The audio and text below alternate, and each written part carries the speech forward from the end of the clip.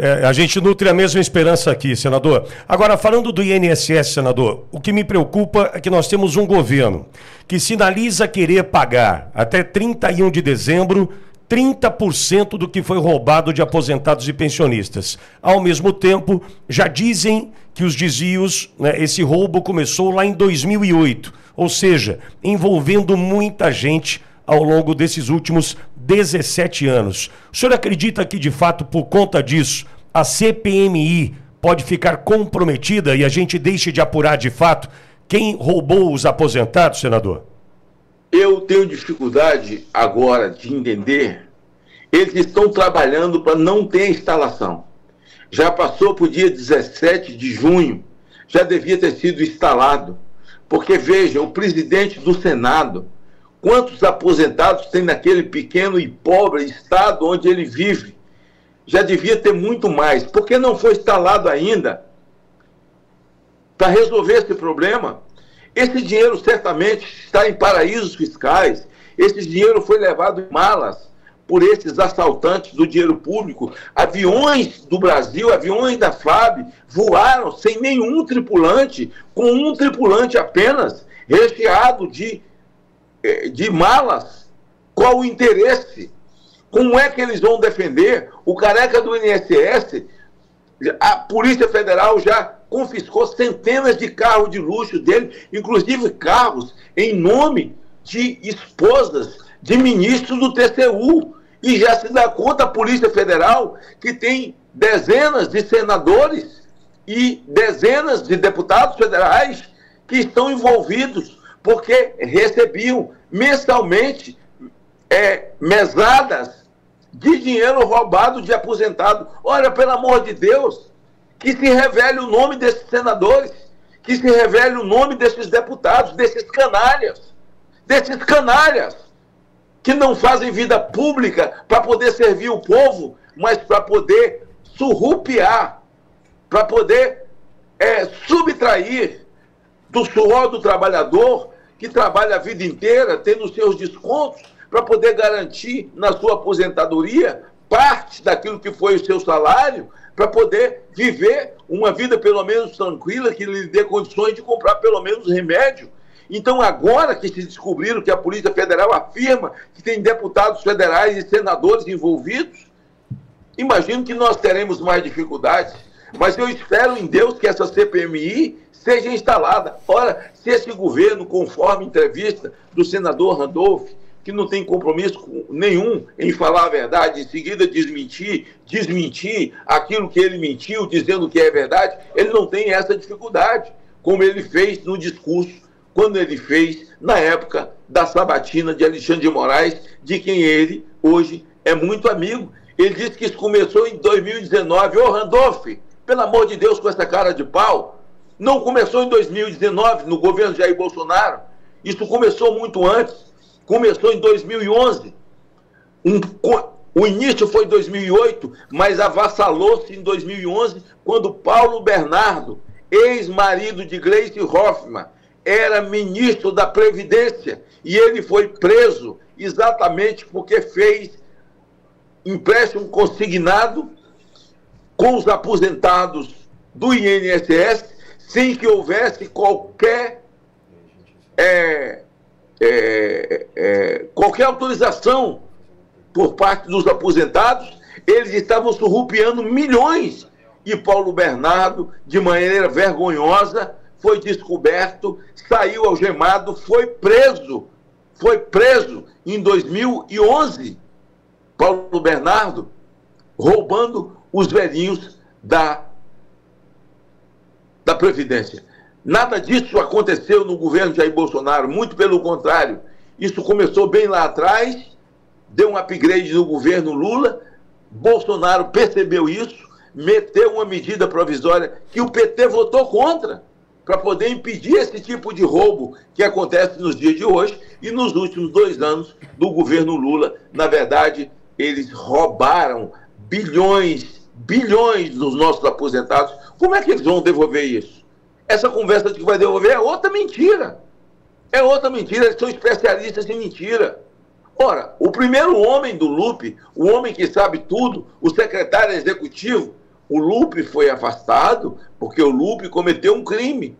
Mas virou ministro o homem que era o braço direito dele, que sabia de tudo. Ora, tem muita falcatrua por trás de tudo isso. E alguém tem que levantar a voz, um homem, uma mulher, aqui ou ali, você aí no seu microfone, nós aqui, levantar a voz sem medo dessa canalhada. Aí eu pergunto a você, cadê o Supremo Tribunal Federal? Alexandre de Moraes, cadê as 48 horas? Gilmar Mendes, cadê as 48 horas? Carmen Lúcia, cadê as 48 horas para Lupe se explicar? Sabe quem é Lupe, pessoal? Lupe é exatamente aquele personagem, presidente nacional do PDT, que foi lá, denunciou Jair Bolsonaro, pedindo a inegibilidade de Jair Bolsonaro. Ele foi ministro também do Trabalho. Não se criou no governo ministro do Trabalho tanto sindicato como se criou na administração do Lupe, enquanto foi ministro. Não se criou tanto sindicato quando Jacques Wagner também foi ministro do Trabalho. Então veja, para que esses sindicatos? Para que tanto sindicato? Tudo que se inventa no Brasil tem sindicato. Sindicato de manicure, sindicato de pipoqueiro, sindicato, tudo isso, porque havia a cobrança do imposto sindical. Com o Temer, o grande avanço da reforma tributária no governo Temer foi exatamente acabar com a contribuição sindical, a contribuição obrigatória, que ninguém mais tem essa obrigação, e aí esvaziou os sindicatos, eles ficaram sem sangue, ficaram nanicos, porque eles eram alimentados com a contribuição sindical obrigatória, esses monstros enormes que iam para a rua para poder dar sustentação a Lula, ao PT e aos governos do PT. Quando o Temer fez isso, e a outra coisa boa foi a litigância de má-fé, os tribunais, você botava um cara para trabalhar para você, depois de 6 meses ele saía, arrumava um advogado, entrava no Ministério do Trabalho, ele quase que tomava tudo seu com apenas 6 meses ali. Então essa litigância de má-fé feita no governo Temer, na reforma trabalhista, isso acabou, porque o cara, se não conseguisse provar documentalmente, ele era obrigado a pagar 50% daquilo que ele estava pedindo. Então, isso é velho, isso não é de hoje. Paulo Bernardo, ex-esposa da Gleisi Hoffmann, senhor Lindbergh, o senhor que já depois pedindo prisão de Eduardo Bolsonaro, porque ele foi lá fora dizer que nós estamos vivendo numa ditadura. É a mesma equipe que vocês fizeram viajar o mundo com dinheiro público. A viagem era para denunciar o mundo que Lula, um preso político, Lula livre, preso político coisa nenhuma, um sujeito que assaltou o Brasil, que comandou uma quadrilha, que foi preso por lavagem de dinheiro, por peculato. Então, nós estamos diante de tudo isso. Olhar para esse cenário é pedir para desistir. Olhar para esse cenário é jogar a toalha. Mas nós não fomos chamados para isso. Nós fomos chamados para cumprir missão. E missão é missão. A minha eu vou cumprir, e vou cumprir falando, denunciando, porque comigo só se eles me matarem. Senador, e uma última questão para o senhor, até em função do horário. A decisão de Carla Zambelli mostra ao mundo que a mulher mais votada do Brasil em 2022 deixa o país por conta de uma perseguição, nítida perseguição. O filho do presidente Bolsonaro deixa o Brasil e decide não retornar também em função de perseguição. Que recado o Brasil manda para o mundo hoje, senador? O recado, o mundo sabe que o Brasil vive uma ditadura, o mundo já sabe, cruel, sanguinária. Esses 15 anos de Zambelli, 15 anos, 5 anos foi dado porque ela sacou uma arma. Qual o problema? De um cara que a provocou e cuspiu no rosto dela. Ela sacou uma arma e não é arma ilegal, não. Carla tem porte de arma. Carla sabe atirar. Carla é treinada. E ela toma 5 anos porque foi encontrada com uma arma que era ilegal. Que arma ilegal, Supremo? Pelo amor de Deus, vocês são malucos? Vocês são doidos? Ela tem porte de arma.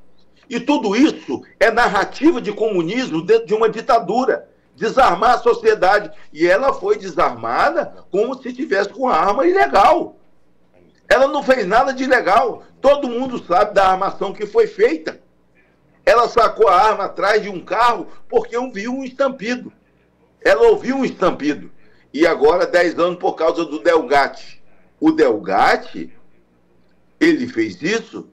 O Delgatti é um santo. Não, o Delgatti fez outras coisas. O Delgatti ficou nadando lá dentro dessa inviolável urna eletrônica, como disse o senhor Alexandre de Moraes e o senhor Barroso, que é inviolável, ninguém consegue entrar naquilo, ninguém consegue... Tudo mentira isso, porque nós sabemos que vocês tiraram um condenado da cadeia e colocaram ele na presidência da República, porque Lula nunca ganhou eleição no Brasil. Então, o mundo sabe, e o mundo, nós esperamos que o mundo nos ajude.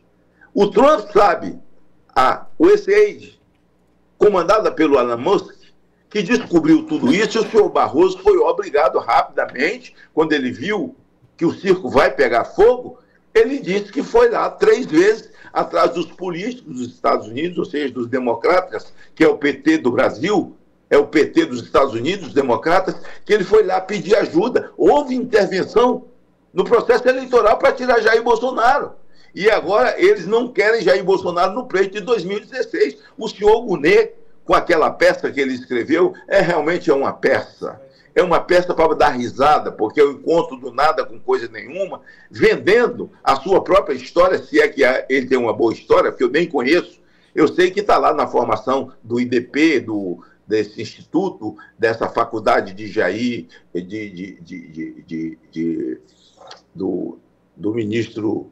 Do Gilmar Mendes? Gilmar Mendes, está lá, na formação lá, o documental, quem assina é Gonet, Gilmar Mendes e Dino. Estão todos no mesmo lugar agora. Veja aí os respiradores. 47 milhões do povo do Nordeste, comandado por Rui Costa, por Flávio Dino e por Wellington, que tem suas esposas agora nos tribunais de conta. E agora o julgamento desse rombo, pasme os senhores, está na mão de Flávio Dino. Então, todo mundo que roubou esse dinheiro, que foi comprado numa loja de maconha, que vende produtos extraídos da cannabis, que nunca tratou, não tem nada a ver com respiradores, com essa tecnologia, esse dinheiro desapareceu. E agora quem vai julgar é Flávio Dino. Sabe quem vai ser culpado disso? Quem vai ser culpado disso? Ninguém. Sabe quem que vai ser preso por isso? Ninguém. Sabe esses 47 milhões dessas prefeituras? Não vai voltar nunca. Então, olhem que país que nós estamos vivendo. E aí o que me dá raiva, que me dá ódio, é de ver senadores calados. Sentam ali e ficam assistindo a sessão, olhando por nada. Olhando para o horizonte. Sem levantar a voz, sem abrir a boca. Aqueles que são da esquerda, que estão lá comendo, roendo o osso junto com o Lula, tudo bem. Eles são de esquerda, Randolph, o Jacques Wagner, e os outros mais da esquerda, Elisiane Gama, seja lá quem for, o seu próprio Pacheco, que se elegeu com o voto da direita na esquerda, lá em Minas Gerais, para poder tirar a Dilma. O povo da direita elegeu esse cidadão que se jogou no colo da Lula. Bom, esses aí tudo bem, mas pessoas...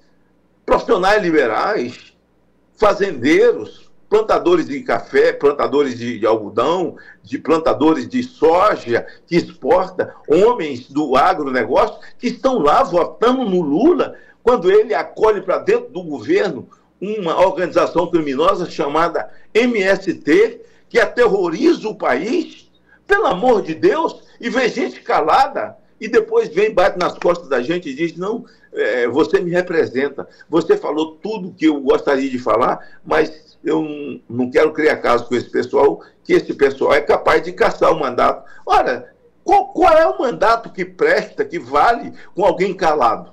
Exato. Com um mudo calado, vestido num terno com um bottom aqui? Para que serve essa porcaria? Para que serve essa porcaria? Se você não tem coragem de abrir a boca para defender o Brasil dessa gente, desse assalto, sabe? Um país violento, onde o cidadão está desarmado, o bandido está armado, e se o bandido é pego, se o bandido comete um crime na audiência de custódia, ele vai para a rua, onde o ministro da Justiça bate palma para bandido, onde se foge de presídio de segurança máxima, e o ministro da Justiça diz que tem que humanizar os pequenos crimes. Que desgraça é essa, pelo amor de Deus? Que país é esse, pelo amor de Deus? Para que existe esse Senado? Para que existe essa Câmara? Para nada! Para nada! Isso é peso morto nas costas do Brasil. Então, meu amigo, nós temos uma chance em 26. Eleger senadores, homens e mulheres, que não tenha medo desse coluio, que não tenha medo desses abutres de capa preta, que ameaça, que pune, que tortura. Esse Alexandre de Moraes, esse bebê reborn do Supremo, ele é a vítima de tudo. Ele é o delegado, ele é o Ministério Público, ele é o juiz e ele ameaça. Viu a ameaça que ele fez ao Cid? Vivemos numa ditadura, numa ameaça. Ameaça que o Flávio Dino faz nas suas falas, as mentiras de Barroso. Então nós vivemos num país onde não houve eleição, não se ganhou, se tomou. E todos os assaltantes do Brasil, as empresas que assaltaram o Brasil, de Odebrecht, a OAS, a Queiroz Galvão, estão de volta aos irmãos Joesley. Um deles, Joesley, está dizendo que está pensando em ser candidato a presidente da República. Além de ser dono de tudo, o maior fornecedor de proteína do mundo, esse cidadão será dono do Brasil. Ele será o dono do Brasil, juntamente com a China. Olha onde nós estamos vivendo. Ou a gente grita, parabéns, Carla, estou torcendo e orando por você.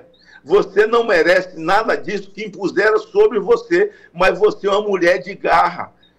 Eles estão fazendo isso com mais de 1 milhão de pessoas em São Paulo, que votaram em você, fora aqueles de São Paulo, de outros estados, que confiam em você, na sua garra, na sua luta.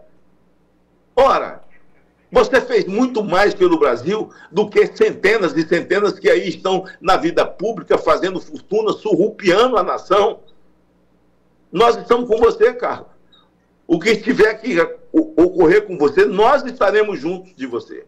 Pode acreditar nisso. Pode acreditar nisso. Então, assim, isso me revolta, Pitoli. Isso me angustia, me revolta. Sabe, em cada dia cresce em mim um sentimento maior, sabe, de que eu preciso cumprir essa missão que Deus me deu sem medo, que eu nunca tive, mas a cada dia eu tenho menos para enfrentar esse tipo de gente que hoje comanda as instâncias, as instituições e as nossas estatais, que não dão um pingo de lucro, muito pelo contrário, estão levando seus funcionários ao sofrimento, à bancarrota, ver um correio destruído, funcionários destruídos, patrocinando show de Gilberto Gil. Cara, é coisa demais. Chega a doer.